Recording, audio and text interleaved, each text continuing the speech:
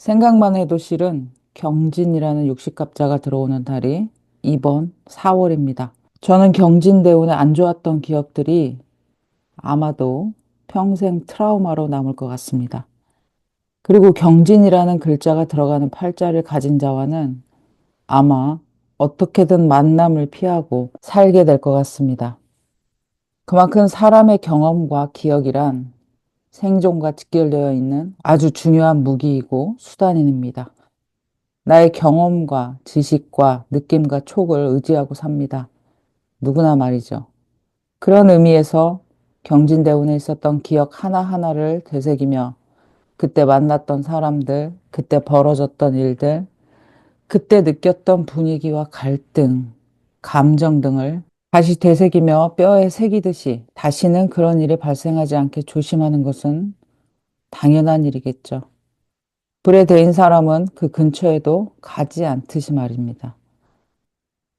생각해보면 진이라는 12지지가 들어간 때는 저에게 그리 좋은 시절이 아니었습니다. 연운이든 월운이든 일진이든 진토는 저에게 안 좋은 글자임이 틀림없습니다. 그래서 평소에도 진토를 가진 자들을 가까이 하지 않습니다.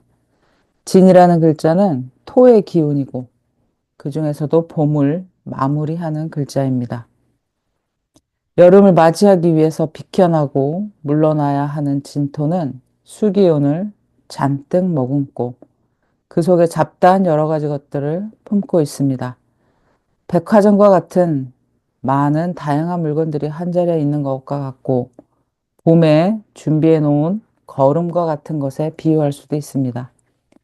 어떤 면에서 잡학다식한 사람일 수도 있고 영양분이 가득한 어떤 것으로 보일 수도 있습니다. 혹은 기운이 탁해서 지저분한 어떤 환경에 살 수 있고 탁한 기운의 어떤 것을 할 수도 있다라고 해석할 수 있습니다. 늘 장점과 단점이 함께 공존하죠. 중요한 것은 여러 가지 것들이 많이 섞여 있어서 순혈하지 못하다, 탁하다의 느낌이라는 것입니다.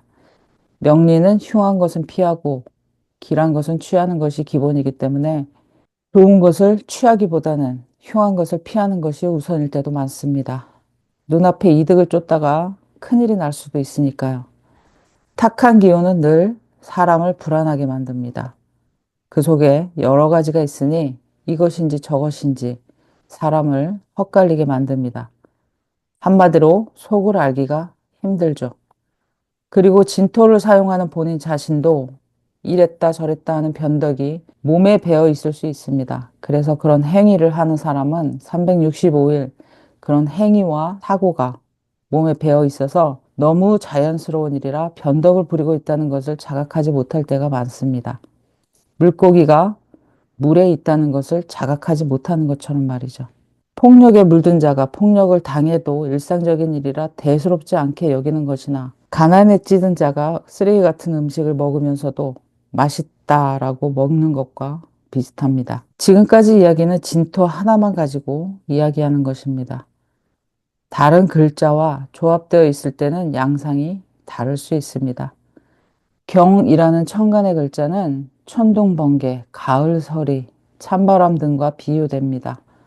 차갑고 서늘하죠. 가을 초입의 글자로서 건조하고 싹 다 마르게 해야 하는 찐 가을을 준비시키는 대장 역할을 하는 것이 경금입니다. 이거 치우고 저거 치워라. 물기 있는 것은 용납 못한다. 습한 것을 다 없애라. 그래야 열매와 결실을 얻을 수 있다. 라고 외치면서 찐 가을에 신금이 나타나기 전에 준비를 해놓은 것이 바로 경금입니다. 음이 아니라 양의 기운이라 그 활동 범위가 크고 넓습니다. 양의 기운이라 힘있게 밀어붙이는 성질이 강합니다. 목화토금수 이 5가지 기운 중에서 금기운은 숙살직이라고 하여서 굉장히 인정사정 없고 폭압적인 성향이 강합니다. 그래서 경금을 가진 자들이 경찰, 검찰, 법과 질서와 관련된 일에 종사하거나 불도저, 경운기 등의 중장비를 다루는 일을 하는 것을 많이 봅니다. 가을 결실과 가을의 열매, 성과를 얻어내기 위한 마지막 작업이기 때문에 눈에 보이는 게 없는 것처럼 행동할 때가 많습니다. 1년 농사가 달려있는 문제니 그런 집념과 밀어붙이는 힘이 없으면 목적 달성을 할 수 없습니다. 그러니 한편으로는 이해가 가긴 합니다. 하지만 옆에 있기는 부담스러운 기운으로 느껴집니다. 1년으로 봤을 때, 그러니까 1년 중에 5월에 태어나는 게 경금입니다. 그리고 나서 6월, 7월, 8월까지 그 활동이 크게 펼쳐지고 9월 유금이 나타나면 경금의 역할이 끝났다고 봅니다. 한여름에 금이 안 보이게 활동한다는 이야기입니다. 여름에 경금은 굉장히 몸을 사려야 하죠. 노가 없어질 수도 있습니다. 삼복더위, 그러니까 초복, 중복, 말복에 이 경금이 납작 엎드린다의 시간입니다. 가장 화의 기운이 솟구칠 때 가을을 준비하는 경금이 돌아다니다 노가 없어질 수 있으니 납작 엎드려서 그 열기를 피한다는 의미입니다. 엎드릴 복자를 쓰는 것이죠. 만세력을 피고 한번 보세요. 초복, 중복, 말복은 모두 경금이 들어오는 날들입니다. 금기운이 여름에 살아남기 위해서는 꼼짝 않고 안 보이게 숨어 지내며 내밀하고 은밀하게 활동해야 하는 것이죠. 9월까지 이 경금의 습기 없애는 역할, 시스템을 만들려고 하는 경금의 역할이 보이지는 않지만 일어나고 있다라고 보시면 됩니다. 경금을 가진 자는 늘 서늘함을 갖고 있습니다. 습기를 용납치 않으려고 하니 사람과 사람 사이에 끈적한 끈끈함은 없습니다. 늘 거리가 느껴지죠. 한마디로 정없고 붙지 않는 느낌이라는 것입니다. 금으로 태어난 자들은 그것이 숙명입니다. 사람들 간에 섞이지 못하는 것은 안 하는 것이 아니라 그들이 못하는 것이죠. 노력해도 안 된다는 말입니다. 그런 경금이 봄의 끝자락, 마무리 시간에 나타난 것이 바로 2025년 4월 경진월입니다. 봄에는 절대 금이 나타나서는 안 됩니다. 자기 계절도 아닌데 나타난 경이라는 금기운은 환영받지 못할 뿐만 아니라 누군가에게 원수 같은 존재가 될 수 있습니다. 특히 봄에 목을 키워내는 목기운이 중요하고 수생목으로 목을 소중히 여기는 자에게 경금이 나타났다고 하는 것은 매우 생뚱맞고 쟤 왜 저러나 하는 느낌을 주기도 합니다.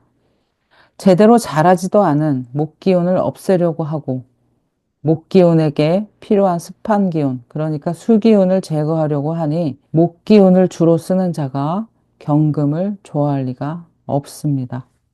2025년 4월은 봄의 시간에 경금이라는 회방꾼이 떠서 성가시고 눈에 가시처럼 보이는 짜증나는 한 달이 될 것 같습니다. 나서야 될 때가 아닌데 뜬금없이 나타난 무언가를 보게 되면 저게 4월에 나타난 경금인가 보다 하고 생각하세요. 초대받지 않은 손님은 늘 껄끄럽습니다. 나서야 할 때를 모르고 나서는 사람들을 보면 짜증을 넘어서 화가 납니다.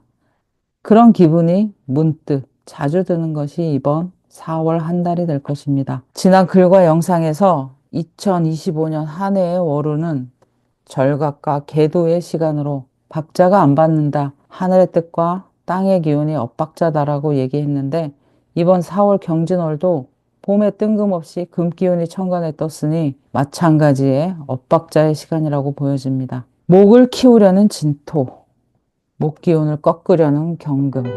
과연 누가 무엇을 얻게 될까요? 여러분의 소소한 응원을 부탁드립니다.